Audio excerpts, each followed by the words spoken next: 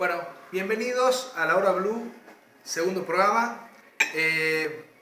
Para hacer un pequeño análisis, un pequeño diagnóstico de lo que pasó esta semana, hemos visto cómo cambió el tablero político a nivel nacional. La llegada de Cristina generó un impacto tremendo, digamos, y volvió a instalar este juego en mi forma de ver, de la teoría de los dos enemigos. Por un lado, el PRO a través de Macri, por otro lado, el kirchnerismo como liderando y generando un conflicto dentro del peronismo. Y por otro lado, una excelente noticia que es la salida de default, digamos, a través del acuerdo con los fondos buitres, digamos, los holdouts, ya Prat Guy, digamos, comenzando los roadshow, tanto en Nueva York como en Londres, para emitir 15.000 millones de dólares, de los cuales 12.500 van a ir al pago de los bonistas y 2.500 millones que se estima se van a distribuir en gasto corriente para parar un poco la emisión y tratar de bajar la inflación. Pero bueno, acá estoy con mentes brillantes a las cuales admiro mucho y quiero la opinión de cada uno de ustedes, ¿no? Roberto, por ejemplo. ¿Qué tal, Roberto? ¿Cómo estás? ¿Qué tal? Un gusto estar acá en La Hora Blue, en la casa de Pepe, un gusto. Estamos en la casa de Pepe, para aclarar, Pepe, excelente, gran anfitrión. La verdad, muy lindo. Sí, la verdad. Intachable. Va a ser el búnker del programa de La Hora Blue. Muy bien. Bueno, Roberto, ¿cuál es tu análisis con respecto a esta cuestión tanto económica como política? Yo creo que, mira, fundamentalmente nosotros los argentinos, con todo lo que estamos viviendo, un hecho fundamental, como vos decías, aclarar, es salir del default. Hay que aclarar una cosa, veníamos de mucho tiempo que la Argentina no se insertaba en el mundo de los mercados, en el mundo internacional, y como lo anunciaba el ministro de Economía, el hecho de poder acordar con los fondos buitres y bueno, en la Corte de Nueva York permitir la emisión de bonos de nuestro país es fundamental. Vos bien aclaraste de los 15 billones. ¿Verdad? Que se estima de emisión de deuda, 12 va prácticamente a pertenecer al pago de acreedores y el resto se va a distribuir, ¿verdad? Para el pago de obra muy cuestionable pública. Eso, ¿no? Cuestionable, sí, por supuesto. Si es gasto operativo es cuestionable eso, no sé si cómo lo ven ustedes también, digamos. Es cuestionable, pero vos fíjate cómo distribuye, o sea, prioriza el pago de la deuda, ¿verdad? Emisión para el pago de la deuda. Es fundamental y aprovechando toda esa situación, fíjate cómo reaccionan los mercados, en especial el Merval, que los bonos argentinos tuvieron un rally internacional digamos, bastante interesante, en concordancia también con todo lo que pasó con los mercados internacionales. Vienen de un rally. ¿Por qué? Más de un 5% de claro, fíjate lo que está ocurriendo. Hoy por hoy los resultados que dieron acerca de la economía americana no fueron los esperados. Fíjate que lo que son las solicitudes de desempleo en Estados Unidos han crecido este último bimestre y no estaba estimado. Entonces, ¿qué pasa? La economía americana viene creciendo, pero no al ritmo de que se esperaba. Entonces, ¿qué ocurre? Muchos de los inversionistas están viendo los commodities, como se charlaba la vez pasada, como una gran alternativa. Fíjate la crecida que tuvieron. Los cereales, ayer prácticamente treparon un 3%, ni hablar del petróleo, que se encuentra en pleno crecimiento. O sea, esto tiene que ver con la debilidad del dólar, digamos. No sé si debilidad, Juan, sino simplemente está ahí el dólar. La economía americana no está dando los resultados que esperaba. Por entonces yo creo que la presidenta de la Reserva Federal, Janet Yellen, está en una situación muy complicada porque ella ya subió 0,25 la tasa de interés. Vos fíjate que eso en los mercados produce un efecto expansivo bastante interesante. ¿Por qué? ¿Qué buscan con eso? Es decir, al subir la tasa de interés sube el costo del dinero. Entonces, y eso en la última suba produjo una caída de los commodities. Exactamente, y creo que buscan frenar un poco el efecto inflacionario. Entonces la gente, en vez de volcarse al consumo, va a tener otras alternativas. Muchos inversionistas, hoy por hoy, al haber subido la tasa de interés, pueden mirar al país americano como una gran tentativa de inversión y grandes capitales de países emergentes, por ejemplo India, pueden ir a invertir a Estados Unidos. Pero ¿qué pasa? No está dando los resultados que esperaban. Entonces, hoy por hoy, la presidenta de la Fed, de la Reserva Federal, está viendo decir, bueno, hice bien la maniobra, porque a los demócratas los tuvo trasnochado, pero por muchísimos meses, o sea, el efecto de mover la tasa de interés. Y hoy decir, bueno, la economía se estancó, prácticamente viene frenando, o sea, decir, bueno, hicimos bien en mover la tasa de interés justo en este momento, pero bueno, era una cuestión de hacerlo. Prueba y errores. Bueno, ¿no? ahora de hecho no la van a tocar la tasa y eso hace que se disparen los commodities para arriba. Claro, y de hecho tenemos un real que estaba en casi 5, ya está en casi 3.50. Eso beneficia a Argentina porque un real que se aprecia a un dólar 14.50, genera mayor competitividad y es como que arranca un pequeño viento de cola, digamos, de nuevo para Argentina, ¿no? Totalmente, para indicar el con Brasil y de semejante lío que tiene Brasil también con la política. Fíjate lo que pasa con Dilma, con el vicepresidente. Pero aún así se apreció el real. Estos últimos días tuvo un repunte. Y eso tiene que ver, yo creo que con que no se suba la tasa de interés en Estados Unidos, que lo que hace es que tenga un dólar mucho más tranqui y genere que los commodities, digamos, todas las economías emergentes vuelvan a surgir. Todo lo que tiene que ver con las tasas, cada vez que la Fed mueve la tasa de interés, porque no la movía por una década, en 2006 fue la última vez, genera un efecto expansivo en toda la demás economía mundial. El Banco de Japón ya está pensando en tasas negativas, hoy por hoy. Entonces quiere decir que estamos en un escenario realmente que están cuidando la cuestión inflacionaria. Excelente, Roberto. Bueno, lo tenemos a José María acá, José María Nugué. José, ¿cómo ves la coyuntura, lo que está pasando en Argentina? Esta cuestión política y económica. Yo creo que en la Argentina y en el mundo son dos situaciones distintas, pero creo que independiente de las ideologías, que son simplemente circunstanciales, sean a la derecha, a la izquierda, yo creo que el tema principal pasa por alguna cosa que en muchos países se han olvidado, y es que para tener una base de partida y ser importante, ser bien desarrollado y demás, si no hay orden en lo que es la administración general del país, no hay posibilidad futura ninguna. Nosotros hemos pasado de excelentes situaciones, no hablo ni hoy ni de hace 10 años. La Argentina vivió momentos excelentes y momentos catastróficos. ¿Pero por qué? Porque normalmente las normas lógicas de una administración, de una buena administración, no se han cumplido. Y por otro lado tenemos una sociedad muy particular que lo estamos viendo hoy y antes. ¿Cuál es la sociedad? Es una sociedad que no tiene confianza en el país donde vive. Yo, por ejemplo, la vez pasada hacía simplemente un paralelo. Digamos, uno de los países peor dirigidos, pero que vieron una catástrofe y se destrozaron, es la Alemania después de la Segunda Guerra Mundial. Pero resulta que en un momento dado, en 1945, los alemanes, ante la debacle total de su país, ¿qué hicieron? Desde el peor trabajador al mejor trabajador, aportaban apoyo al Estado para tratar de resurgir porque tenían confianza en lo que ellos hacían. En cambio, nosotros no tenemos confianza en lo que nosotros hacemos. Y eso hace una diferencia fundamental. Si yo tengo una ganancia y me la llevo afuera porque no tengo confianza, ¿de quién es la culpa? No es del que se lleva la plata afuera, es de una sociedad que no fija las normas de una buena administración. Nadie critica absolutamente nada. Lo estamos viendo todos los días. Y entonces el silencio, ¿qué es lo que hace? Que los que manejan el poder hagan lo que se les da la gana, que es un disparate total por otro lado. Y yo creo que eso lo estamos viviendo desde hace 70 años. Bueno, sí, tal cual, digamos, al no tener un horizonte a 20, 30 años fijo, firme y que cada partido político que llegue lo sostenga, genera desconfianza y hace que haya más de 500.000 millones de dólares afuera de argentinos, ¿no?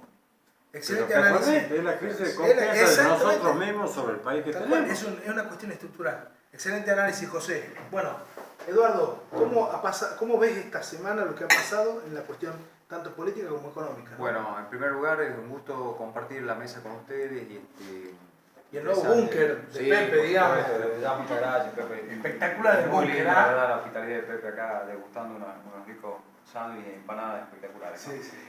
Que inspiran, además, ¿no? Inspiran. Sí, totalmente. Mirá, yo estoy viendo la coyuntura en alguna medida se esperaba todo esto que estamos viviendo en la Argentina respecto de lo que tenía que ver básicamente con toda la parte de lo que era el atraso de las tarifas, lo que se llama inflación reprimida, teníamos la inflación guardada en el congelador y bueno, yo creo que estamos pasando el peor momento, el más álgido respecto de materia inflacionaria. Sí. Entiendo que viene un segundo cuatrimestre en materia inflacionaria donde vamos a ver alguna desaceleración.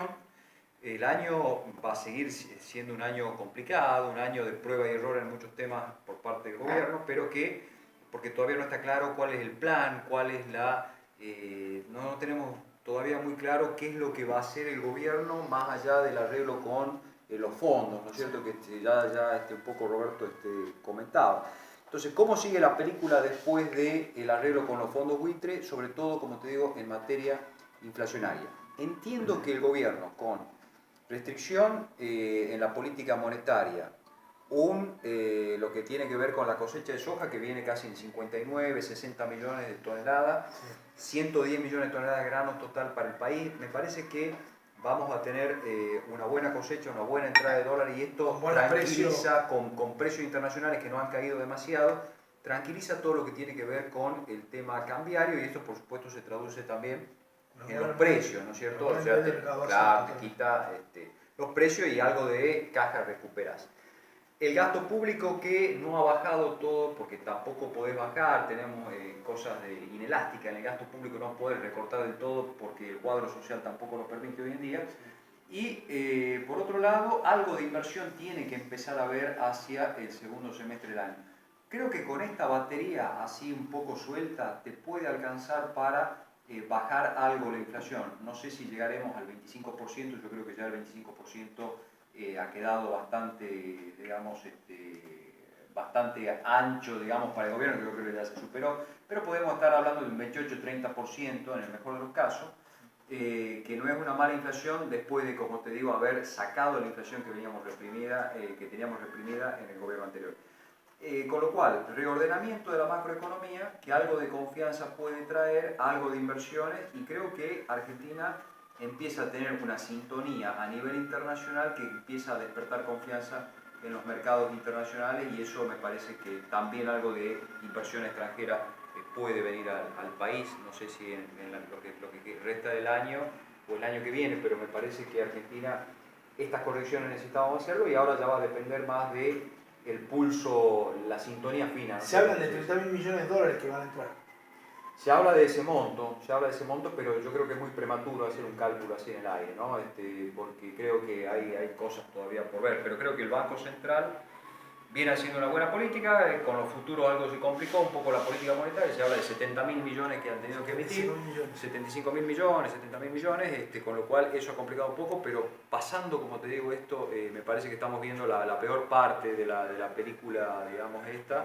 Me parece que algo mejor viene, ¿no? No te puedo precisar la dimensión de cuánto mejor, pero sí algo mejor. A la hora 10 ya empieza a acomodarse la película. Tal cual. Excelente, como siempre, y tan didáctico y claro, Eduardo. Gracias. Bueno, y la palabra de Pepe, por supuesto, el anfitrión y el que presta el búnker, digamos. Pepe, ¿cómo ves la cuestión política y económica de lo que pasó esta semana?